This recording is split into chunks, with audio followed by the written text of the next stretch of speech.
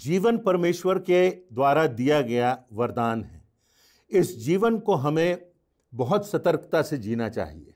जीवन में इस बात का ध्यान रखना बहुत प्रमुख है कि हम किस दिशा में जा रहे हैं, हमारा क्या उद्देश्य है, अभी तक हम कहाँ पहुँचे हैं।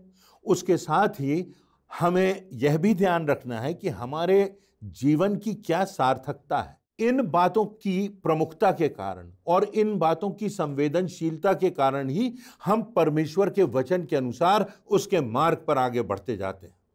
परंतु इस संसार में रहते हुए परमेश्वर के मार्ग से विचलित हो जाने की बहुत सी शक्तियां काम करती हैं और निरंतर उनका प्रयास है, उन अंधकार की शक्तियों का प्रयास है कि हम परमेश्वर के मार्ग से विमुख हो जाएं। तो हमको बहुत सी बातों को ध्यान देते हुए अपनी जिंदगी में आगे बढ़ना है। आज परमेश्वर के वचन के आधार पर हम ऐसी 3 बातों की चर्चा करेंगे। पहली बात है, जीवन में सावधानी के साथ आगे बढ़ने के लिए सजगता की बात है, अलर्ट रहने की बात है। यह बात हमारी संवेदनशीलता से जुड़ी हुई है। कई बार हम सोचते हैं कि हम अपनी इस उम्र के पड़ाव पर आ गए हैं, हम परिपक्व हो गए हैं, हमने बहुत अध्ययन किया है, हम इस पद पर हैं और हमारे लिए अब किसी भी प्रकार की परीक्षा में पढ़ना संभव नहीं है।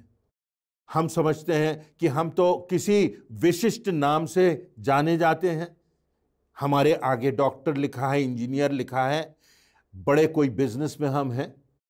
अब हमको किसी बात की चिंता नहीं करना है क्योंकि हम तो अब उम्र के उस पड़ाव पर आ गए हैं। हम नकारात्मक बातों से उठ गए हैं, अब दूसरों को सिखाने का काम है। परंतु बात यह है कि हर समय उम्र कितनी भी हो जाए, कितनी भी ऊंचाइयों पर हम पहुंच जाएं, परंतु हमको सतर्कता के साथ जीवन में आगे बढ़ना है। परीक्षा में गिरने की संभावना हर एक के जीवन में बनी रहती है और इसीलिए हमें सचेत होकर के जीना है। बाइबल में सुलेमान राजा का उदाहरण है, उसके विषय में बहुत सी बातें सामने आती हैं। यहां तक कि वो लोग जो बाइबल के बारे में नहीं जानते, वो विजडम ऑफ किंग सोलोमन के बारे में अवश्य यूनिवर्सिटी में उन्होंने पढ़ा होगा, सुना होगा। कितने लोगों ने रिसर्च की है। आज भी इतिहास में सुलेमान का नाम विशिष्ट बुद्धिमत्तापूर्ण राजाओं की श्रृंखला में लिया जाता है। विश्व की बड़ी बड़ी यूनिवर्सिटीज में सुलेमान राजा के विषय में बहुत सी पुस्तकें उपलब्ध हैं जिनका लोग आज भी अध्ययन करते हैं। परमेश्वर ने राजा सुलेमान को एक विशिष्ट स्थान पर पहुंचाया था। बाइबल में पहला राजा के 8वें अध्याय की 18वीं से लेकर 20वीं आयतों में लिखा हुआ है, परंतु यहोवा ने मेरे पिता दाऊद से कहा, यह जो तेरी मनसा है कि यहोवा के नाम से एक भवन बनाए, ऐसी मनसा करके तूने भला तो किया, तो भी तू उस भवन को ना बनाएगा। तेरा जो निज पुत्र होगा वही मेरे नाम का भवन बनाएगा। यह जो वचन यहोवा ने कहा था उसे उसने पूरा भी किया और मैं अपने पिता दाऊद के स्थान पर उठकर यहोवा के वचन के अनुसार इस्राएल की गद्दी पर विराजमान हूं और इस्राएल के परमेश्वर यहोवा के नाम से इस भवन को बनाया गया है। यह बात सुलेमान ने लिखी है। जो आशीष सुलेमान के पिता दाऊद को नहीं मिली, जो काम उसके पिता से परमेश्वर ने नहीं कराया, वह अवसर सुलेमान को मिला कि परमेश्वर की आराधना के लिए उसके नाम से भवन का निर्माण पूरा कर सके। यह सुलेमान के लिए बड़े गौरव की बात थी कि परमेश्वर ने उसके पिता के बदले उसको यह गौरव दिया, उसको यह अवसर दिया। सुलेमान के विषय में हम देखें तो हम पाते हैं कि उसने बड़े बड़े कार्य किए थे, उसने बहुत ख्याति अर्जित की थी, सारी दुनिया में उसका नाम था, बड़े देशों के लोग उससे मिलने के लिए आते थे, उसका बड़ा व्यापार था, उसके पास अपार धन संपदा थी, उसके पास असीमित बुद्धि थी, उसकी बुद्धिमत्ता के कारण उसकी प्रशंसा की जाती थी। यश, नाम, कीर्ति, धन, बुद्धिमत्ता सब प्रकार से परमेश्वर ने उसको आशीषित किया था। राजा सुलेमान को इतिहास का सबसे महान, सबसे विद्वान, सबसे संपन्न राजा माना जाता है। बाइबल में पहला राजा के 11वें अध्याय की 4थी आयत और उसके आगे लिखा हुआ है, जब सुलेमान वृद्ध हुआ, बूढ़ा हुआ, तब उसकी पत्नियों ने उसका मन पराये देवताओं की ओर, गलत रास्ते पर बहका करके लगा दिया और उसने अपने पिता दाऊद की तरह परमेश्वर से अपना जो मन था वो भटका लिया। सुलेमान ने अपने जीवन के अंत में परमेश्वर की राह को छोड़ दिया। सारी बुद्धिमत्ता के बाद, इतना यश प्राप्त करने के बाद, राजा हो जाने के बाद, इतना नाम और ख्याति प्राप्त करने के बाद जीवन के अंतिम पड़ाव पर वो भटक गया। इसलिए हमें सतर्क रहना है, सजग रहना है, अपने जीवन में ध्यान से चलना है। सुलेमान के विषय में जो सबसे दुखद बात लिखी है वह लिखा हुआ है, सुलेमान ने वही किया जो परमेश्वर की दृष्टि में बुरा है। जो बात आज मैं आपसे कह रहा हूं वह हम में से प्रत्येक के लिए है, चाहे हम किसी भी पद पर हों, कितनी भी उम्र के हों, अपनी दृष्टि में हम कितने भी परिपक्व हो गए हों। हमको हमेशा इस बात का ध्यान रखना है कि जीवन में सजगता से चलें, सतर्क रहें, अलर्ट रहें, शैतान के बहकावे से बचे रहें। कुरिन्थियों की कलीसिया के नाम पहली पत्री के 10वें अध्याय की 12वीं आयत में लिखा है, इसलिए जो समझता है कि मैं स्थिर हूं वह चौकस रहे कि कहीं गिर ना पड़े।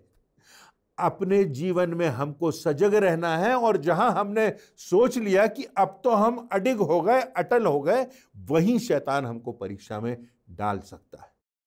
तो सजगता की बात है। दूसरी बात जो है वह जीवन की सार्थकता की बात है, सिग्निफिकेंस की बात है।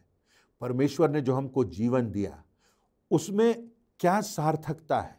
क्या हमने कुछ सार्थक किया? अर्थात क्या हमने कुछ ऐसा किया जो परमेश्वर की दृष्टि में प्रमुख है? क्या हम किसी दूसरे व्यक्ति के जीवन में सकारात्मक अंतर ला सके? क्या हम अपने जीवन के मूल्यों से जो परमेश्वर ने हमको दिए दूसरों को प्रेरित कर सके? क्या वास्तव में आज हमें इस बात की संतुष्टि है कि हमारा जीवन सार्थक है? क्या हमारे जीवन से किसी को कोई आशीष मिली है? क्या हमारे जीवन को देखकर किसी ने अपनी पुरानी राह को छोड़कर, विध्वंस की राह को छोड़कर परमेश्वर की राह को अपनाया है? क्या हमारे जीवन में किसी के अनंत की मंजिल की दिशा में परिवर्तन आ गया है और उसने अनंत जीवन की राह पर चलना शुरू कर दिया है? क्या हमारे जीवन से किसी का लाभ हुआ है?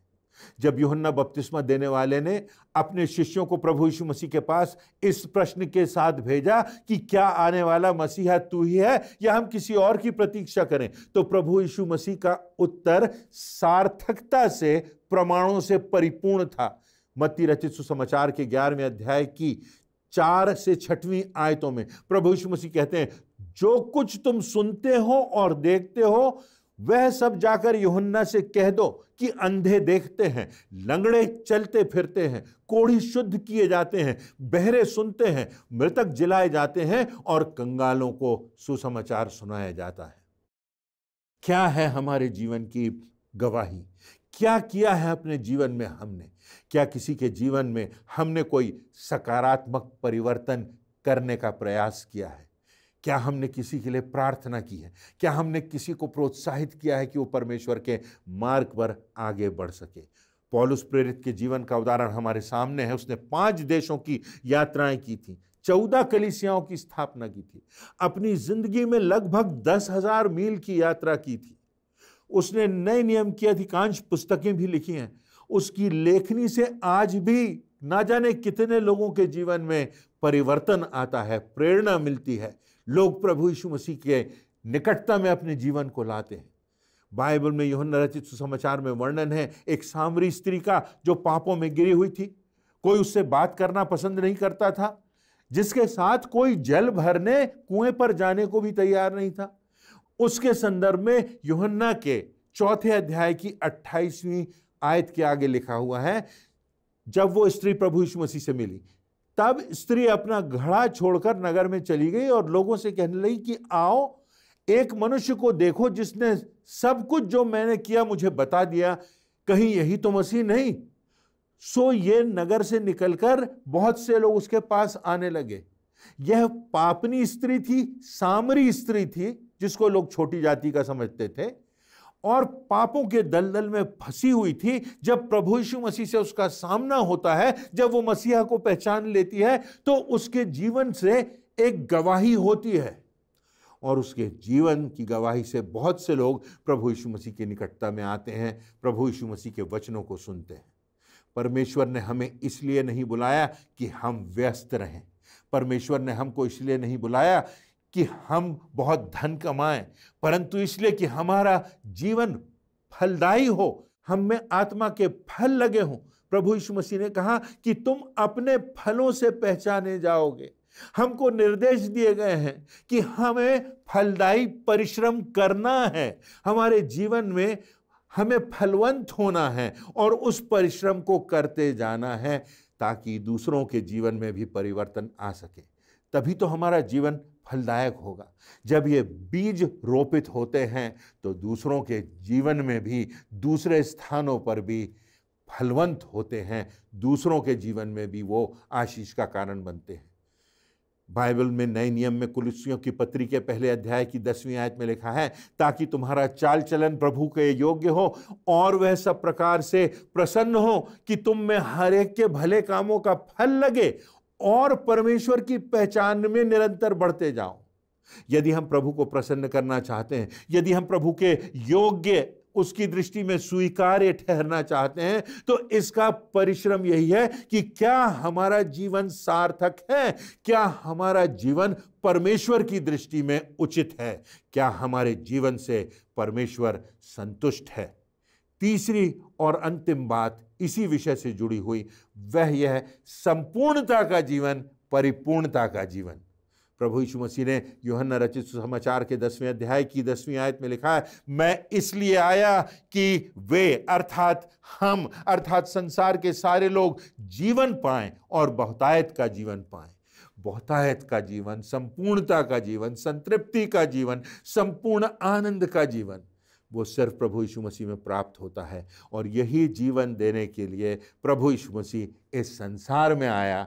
उसने बैतलहम की चरनी में जन्म लिया। हमारे जीवन का सबसे बड़ा आनंद यही होगा कि चाहे संसार में हमारे को शारीरिक रूप से हम कमज़ोर हो जाएं, कोई बीमारी हो जाए, किसी को कैद में डाल दिया जाए, किसी को प्रताड़ित किया जाए, परंतु क्या हमारी आत्मा सुरक्षित है? हमारी आत्मा प्रभु यीशु मसीह के हाथ में है। हमारी आत्मा परमेश्वर के प्रेम और उसकी क्षमा से भरी हुई है। हमारे जीवन में क्या इस सार्थकता का अनुभव हम करते हैं और इस जीवन के बाद अनंत जीवन की निश्चितता हमें प्राप्त है। यूहन्ना रचित सुसमाचार के 11वें अध्याय की 25वीं आयत में लिखा हुआ है, यीशु ने उससे कहा, पुनरुत्थान और जीवन मैं ही हूं, जो मुझ पर विश्वास करता है यदि वह मर भी जाए तो भी जिएगा। यह संपूर्णता का जीवन है। यूहन्ना के सुसमाचार के 14वें अध्याय की 12वीं आयत में प्रभु यीशु मसीह कहते हैं, मैं तुमसे सच सच कहता हूं कि जो मुझ पर विश्वास करता है, ये काम जो मैं करता हूं वह तो करेगा, वरन इनसे भी बड़े काम करेगा। हो सकता है हम प्रभु यीशु मसीह को अपने जीवन में उद्धारकर्ता के रूप में स्वीकार करना चाहते हो या कर चुके हो, परंतु क्या वह हमारे जीवन का प्रभु है? हमारे जीवन का नियंत्रण उसके हाथ में है। हमारे जीवन में मात्र वो सेवियर ही नहीं परंतु लॉर्ड के रूप में है। उसकी लॉर्डशिप हमारे जीवन में है। वह हमारे जीवन का राजा है, वह हमारे जीवन का निर्देशक है, क्योंकि वही हमारे जीवन का न्यायी भी है। उसके हाथ में हमारी जिंदगी की बागडोर है, हमारी आत्मा की बागडोर है। वह हमको संपूर्णता का, अनंत का जीवन देने इस संसार में आया। उसके अधिकार में, उसके वचनों के आदेश में, उसकी पवित्र आत्मा के नियंत्रण में हमको अपने जीवन में जीना है। तो क्या हमारा शरीर, हमारी आवाज, हमारा जीवन, हमारी योजनाएं, हमारी चेतना, हमारी मानसिकता सब कुछ मिलाकर परमेश्वर की इच्छा को पूर्ण करती है? क्या हम अपने जीवन में प्रभु यीशु मसीह के मूल्यों को स्थापित कर चुके हैं? क्या हम उसके आदेशों को अपने जीवन का आधार बना चुके हैं? इस प्रकार हमें संपूर्णता का, सार्थकता का जीवन मिलेगा। यह किसी के दबाव से नहीं होगा। यह आत्म अनुशासन की बात है। यह आत्म जागृति की बात है, यह आत्मा में सजगता और संवेदनशीलता लाने की बात है। एक संदर्भ में प्रभु यीशु मसीह का चेला पतरस कहता है कि तू जीवते परमेश्वर का पुत्र और हमारा मुक्तिदाता है, जगत का उद्धार करता है। और इसीलिए आगे वो कहता है कि तुझे सब छोड़ भी दें तो भी मैं तेरे साथ जीने और मरने के लिए तैयार हूं। प्रभु यीशु मसीह कहते हैं कि पतरस, इसी आधार पर, इसी पत्थर पर, इसी विश्वास पर मैं अपनी कलीसिया बनाऊंगा और अधोलोक के फाटक भी उस पर प्रबल ना होंगे। इन सब बातों के बावजूद पतरस प्रभु यीशु मसीह से दूर चला जाता है, यहां तक कि वो प्रभु यीशु मसीह को पहचानने से भी इनकार कर देता है। परंतु उसके बाद हमारी प्रेरणा के लिए जो प्रमुख बात है वह यह कि मरकुस रचित सुसमाचार के 16वें अध्याय की 7वीं आयत में जब प्रभु यीशु मसीह का पुनरुत्थान हुआ तो वहां पर लिखा हुआ है कि तुम जाओ और उसके चेलों और पतरस से कहो कि वह तुमसे पहले गलील को जाएगा और जैसा उसने तुमसे कहा तुम वहीं उसे देखोगे। प्रभु यीशु मसीह के पुनरुत्थान के बाद जो जिक्र है उसमें पतरस का जिक्र है कि जाकर पतरस से कहो, क्योंकि पतरस जो मुकर गया था, जो दूर चला गया था, जिसने प्रभु यीशु मसीह के लिए यहां तक कि अब शब्द कह दिए थे, पहचानने से इनकार कर दिया था, पतरस अभी भी तेरे लिए अवसर है। जाके पतरस से कहो कि प्रभु यीशु मसीह जीवता है और तुम्हारे लिए अभी भी आशा है। ठीक उसी तरह हम सब के लिए भी एक आशा है, एक जीवन है, एक रास्ता है जिसमें सजगता है, जिसमें सार्थकता है, जिसमें संपूर्णता है। वही जीवन देने के लिए प्रभु यीशु मसीह इस संसार में आया।